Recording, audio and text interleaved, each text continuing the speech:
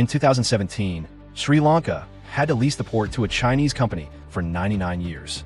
Today, the revenue goes to China, and Sri Lanka effectively lost control over a strategic asset. But Sri Lanka was not the only country caught in this situation. The African nation of Zambia, heavily dependent on copper exports, also fell into this trap. Its leaders aimed to modernize the economy and took Chinese loans to fund various projects. They were told that loans from the IMF and Western countries come with strict conditions, but they overlooked the risks associated with Chinese loans, particularly clauses that could lead to asset seizure in case of default. By 2020, about 43% of Zambia's total debt was owed to China. Then, in November 2020, due to the impact of the COVID-19 pandemic, trade and tourism collapsed, and copper demand dropped. As a result, Zambia defaulted on its debt. BRI also led to the creation of several white elephant projects, large and expensive developments that serve little practical purpose. One example is Montenegro. In 2014, Montenegro took a $1 billion loan from China to build the Bar-Bolgar Highway.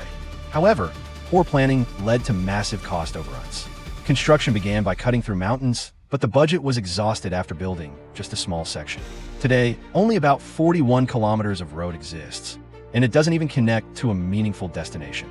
This short stretch alone cost so much that it shook the country's entire economy.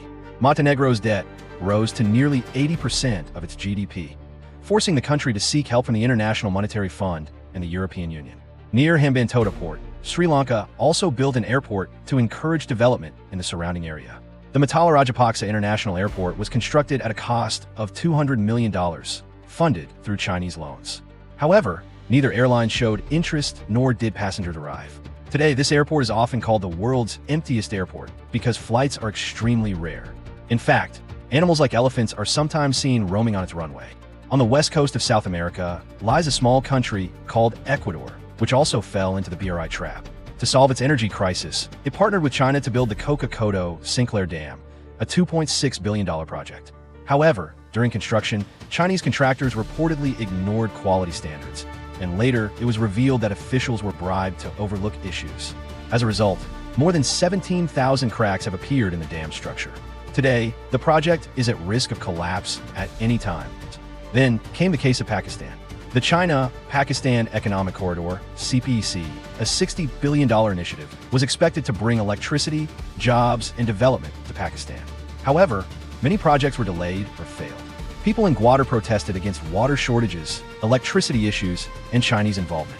Promises of jobs were not fulfilled, and the country's debt continued to rise. Now, the situation is such that Gwadar Port, which was once under Pakistan's authority, is effectively controlled by China.